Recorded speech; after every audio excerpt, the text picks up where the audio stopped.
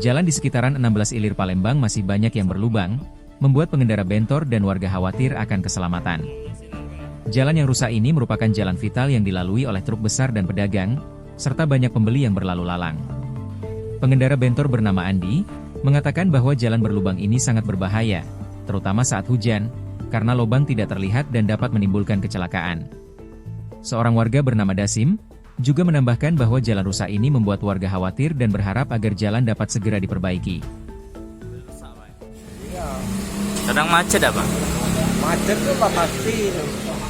Udah pasti macet. Masalahnya jalannya kan vital. Sempit jalannya. Vitalnya ya seluruh dari berbagai provinsi kan.